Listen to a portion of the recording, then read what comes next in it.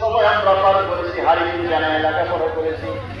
সন্ধ্যার আগে হারিকেনের যে কাজ থাকে সেটা পরিষ্কার করতাম, করার পরে এটার ভিতরে ঢালতাম। আগুন সন্ধ্যার আগে আগুন দেওয়ার আগে জানাইয়া অল্প করে দিয়ে রাখতাম। আজান হয়ে গেলে, অন্ধকার হয়ে গেলে এটা বাতি জ্বালায় দিলাম, বাড়াই দিতাম। বাড়ানো কমানো সিস্টেম ছিল কিনা? এই বাতি চেরাগ নিবারক পদ্ধতি হলো হাত দিয়ে কয়েকবার মানলেই নিভে যায়। আর যদি হাতের বাতাসে না দিবে তাহলে